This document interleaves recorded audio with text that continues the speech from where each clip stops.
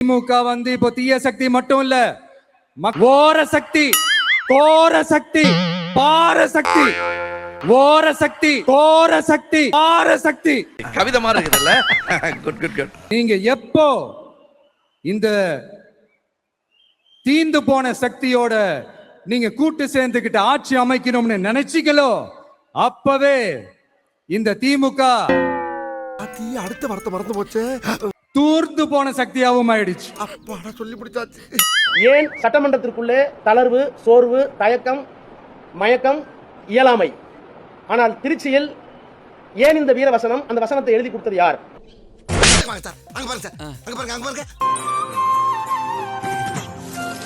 இந்த கம்பில பாத்தீங்களா? இப்ப அந்த கம்பில பாருங்க. இப்ப விரல் எப்படி வச்சு ஓட்ட வழியா கிட்டத்துல பாருங்க. திமுக வந்து இப்போ தீய சக்தி மட்டும் இல்ல, ஓர சக்தி, கோர சக்தி, பார சக்தி. ஐயோ கொஞ்சம் ராவடா. இருக்கா இருக்கா இருக்கா. விவசாயிகளோட அந்த கடனை தள்ளுபடி மேக்சிமம் இந்த 1 மந்த்ல என்ன செய்ய முடியுமோ அத செஞ்சான். நீங்க தான் அந்த நிதி சம்பந்தமா இருக்கிற எல்லா கேட்டையும் லாக் பண்ணி வச்சிட்டுல போயிருக்கீங்க. தப்பிக்கிறதுக்காக அவர் வந்து ஒரு காரணம் சொல்லிட்டே இருக்காரு. கண்டுட்டாளையா சூச்சமத்தை கண்டுட்டாளே. ரிசர்வ் பேங்க் கைட்லைன்ஸ் இல்லாம நீங்க விவசாய கடனை முழுசா தள்ளுபடி முடியாது. 2025 கைட்லைன்ஸ்.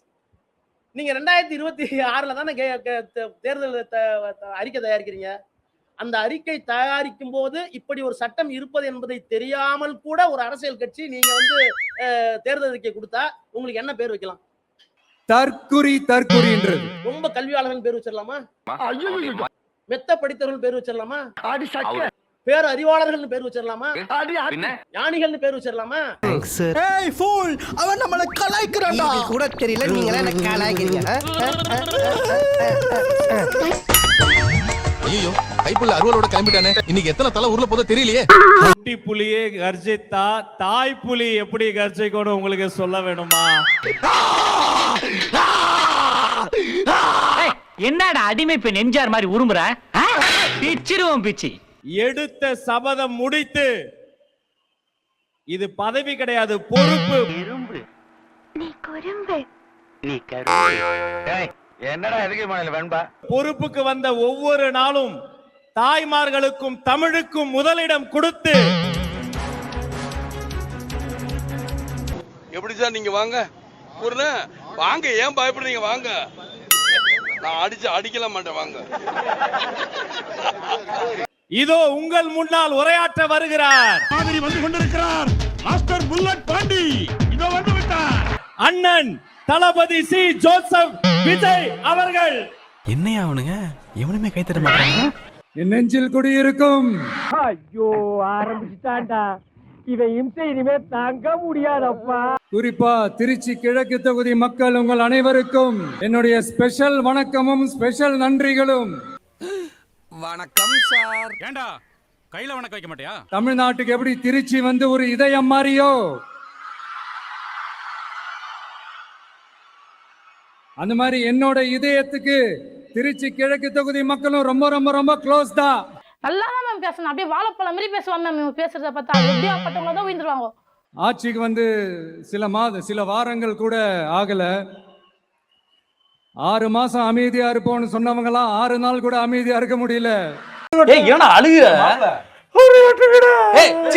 அழுதுக்கு இருக்க நீ? ஆட்சிக்கு வந்து 1/2 மணி நேரத்திலே ஆரம்பிச்சுட்டாங்க.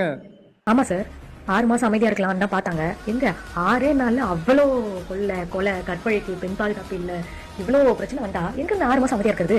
6 மாசம் அமைதியா இருந்தா பால் தமிழ்நாடே காணாம போயிடும் போல. ஐயா சொல்ற நியாயமான பேச்சுங்க மாமனாரே. அதாவது மக்கள் சார்பா கேள்வி கேட்கிற மீடியா கிட்ட இப்ப வரைக்கும் உங்களால ஒரு பேட்டி கொடுக்க முடியல. ஏன்? மானம் போயிடுமேன்ற பயத்தால. பயம் எப்படிலாம் வேலை செய்து பாத்தியா பையா? நான் சொன்னதெல்லாம் நடக்குதா? 1 by 1 நார வாய் வச்சுக்கிட்டு இவன்டா நீ சொன்னா.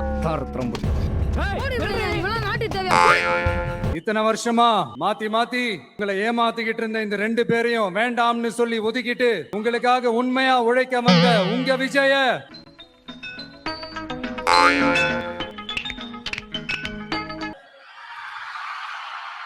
உங்க அண்ணன, உங்க தம்பிய முதலமைச்சரா இல்ல முதல் சேவகனா ஆக்கி இருக்கிறீங்க. அத வேற ஞாபகப்படுத்திட்டீங்க. நெஞ்சமெல்லாம் பொண்ணு அறக்கு தம்பி, மறக்க முடியல. புரட்சி தலைவர் எம்ஜிஆர் அவர்களுடைய முதல் தேர்தல்ல கூட இந்த அளவுக்கு ஒரு ஓட் பர்சன்டேஜ் வாங்கல அப்படின்ட்டு நிறைய பேர் சொன்னாங்க. நீங்க டிவி கேட்க அவ்வளோ நீங்க ஆதரிச்சிருக்கிறீங்க. நான் எம்ஜிஆர் அவர்களோட எல்லாம் நான் கம்பேர் பண்ணல. இதெல்லாம் புயல் காத்துல உட்காந்து எவனா பொறி சாப்பிடுவான், அவங்கிட்ட போய் சொல்றா. எம்ஜிஆர் தான். ஆனா நாம புறம்போக்கு ஜெனரலா கேட்கல. இன்னும் ஒண்ணு, இன்னும் கொஞ்சம் அதிகமா ஆதரிச்சிருந்தீங்கன்னா கொஞ்சம் நல்லா இருந்திருக்கும். ஏன்னு லோன்னு அழுகிறீங்க? நான் எத்தனை தடவை சொல்லிருக்கேன், கிடைக்கிறது கிடைக்காம இருக்காது, கிடைக்காம இருக்கிறது கிடைக்காது. ஏன்னா நீங்க அமைச்சு கொடுத்திருக்கிற இந்த ஆட்சியில எல்லா நன்மைகளையும் நீங்க கண்கூடா பார்க்க தான் போறீங்க. சென்னையில் இருசக்கர வாகனத்தின் மீது காரை ஏற்றி 18 வயது இளம்பெண் கொலை செய்யப்பட்ட சம்பவம் அதிர்ச்சியை ஏற்படுத்தியுள்ளது. எல்லா நன்மைகளையும் நீங்க கண்கூடா பார்க்க தான் போறீங்க. சென்னை புளியந்தோப்பில் ரவுடியை கைது செய்ய சென்ற போலீசார் மீது அவரது குடும்பத்தினர் தாக்குதல் நடத்தியுள்ளனர். மதுரை அருகே சிறுமி கூட்டு பாலியல் வன்கொடுமை விவகாரத்தில் 4 சிறுவர்கள் கைது செய்யப்பட்டிருக்கின்றனர். சூலூர் காவல் நிலையத்தில் 10 வயது சிறுமி பாலியல் வன்கொடுமை வழக்கில் கைதான கார்த்திக் மற்றும் மோகன். திருச்சியில செவிலியர் மாணவி உயிரிழந்த விவகாரத்துல 2வது எல்லா நன்மைகளையும் நீங்க கண்கூடா பார்க்க தான் போறீங்க. கொஞ்சம் பேசிக்கிட்டே இருங்க. நான் மக்களுக்கு தேவையான நல்லதை செஞ்சுக்கிட்டே இருப்பேன். ரொம்ப லொள்ளு பண்ணாதயா, அவனுக்கு தெரிஞ்ச வேலையை பாருங்கயா. ஏன் நாமெல்லாம் கோட் சூட் எல்லாம் போடக்கூடாதா? நீங்க அடுத்த முறை வரக்குள்ள 1000 முறை திரும்ப வந்தாலும் நான் இப்படியே தான் இவனுங்களுக்கெல்லாம் பயந்துகிட்டு நான் அம்மாவை மாத்த முடியாது. அம்மாவா? அண்ணனே நீங்க என்ன கூப்பிட்டா உங்களுக்கு எனக்கும் ஒரே அம்மா தானே. தமிழ் எல்லாத்துக்கும் இப்படி வழக்கம் சொல்லிக்கிட்டு நசன் பேசுற டைப்பும் நம்ம கிடையாது. ஐயோ சாமி, நசன்ட்டு பேச மாட்டேன். அப்புறம் நசன்ட்டு தான் சார் பேசுனீங்க. வேற எப்படி சார் பேசுனீங்க நீங்க? நசன்ட்டு பேசலனா. இப்பவும் சொல்றேன், அரசியல் ரீதியா சொல்றேன், 2 பேருக்கு நடுவுல தான் போட்டியே. என்னடா மறுபடியும் அதே இடத்துல வந்து நிக்கிறான்?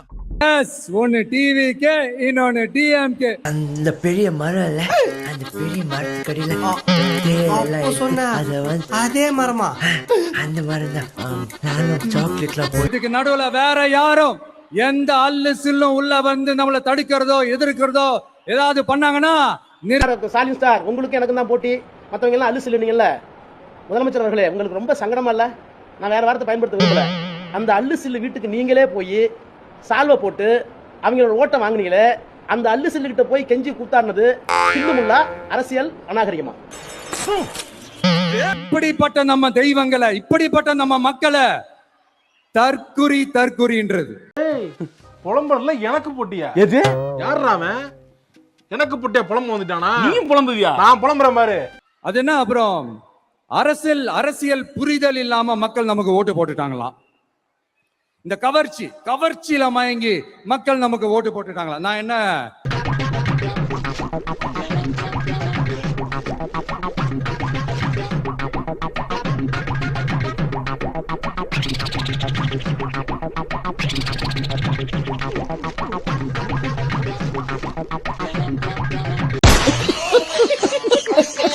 மக்களுக்கு மட்டும் என்ன, வேற ஏதாவது பிளானட்ல இருந்து குதிச்சு ஓட்டு போட்டு போனாங்களா? தற்குறி நல்லா வருது, வேணான்னு பாக்குறேன். ஏன்டா தயங்குற? தைரியமா சொல்றான், சொல்லு. நீதான் தைரியமா சொல்லு. தற்குறி நல்லா வருது, வேணான்னு பாக்குறேன். என்ன வருது வாயில? இல்ல பரவாயில்ல சொல்லுங்க சார். நாட்டோட சிஎம் அவ்வளவு பேர் முன்னாடி வருது. விவசாயிகள்லாம் அங்கங்க போராடிட்டு இருக்காங்க. மேகதாதுல அணை கட்டுறேன் அப்படின்ட்டு இருக்காங்க. அவங்க அதை திறந்து வாயை தரங்கன்னா அங்க உங்களுக்கு வாயிலிருந்து எதுவும் வரல. டேய் செல்வம், வண்டி யூட்டர்னரா, செட்டி உஷாராயிட்டான்.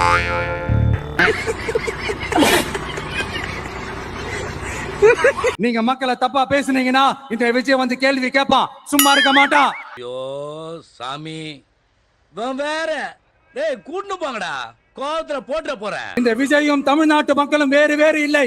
இந்த விஜய் தான் தமிழ்நாட்டு மக்களோட ஒரு உண்மையான ஒரே பிரதிநிதி.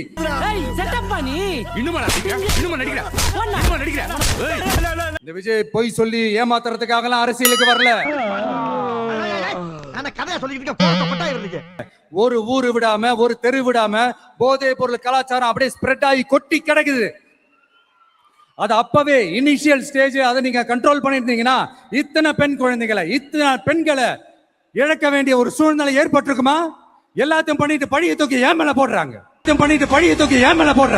நம்ம ஆட்சிக்கு வந்த அடுத்த நிமிஷம் சட்டம் ஒழுங்க சரியா ரொம்ப ஸ்ட்ரிக்டா நிலைநாட்டியே தீருவோம்.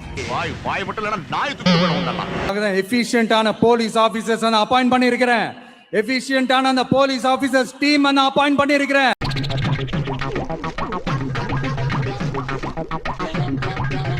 எஃபிஷியன்டான போலீஸ் ஆபீசர்ஸ் நான் அப்பாயிண்ட் பண்ணியிருக்கிறேன்.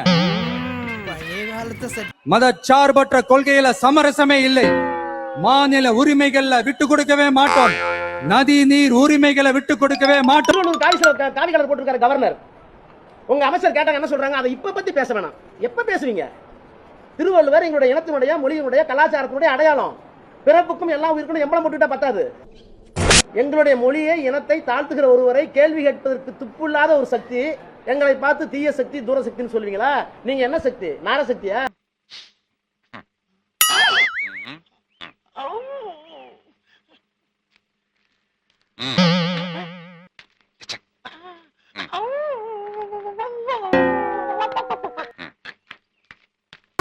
மறக்காம சர்ப்ரைஸ் பண்ணுங்க.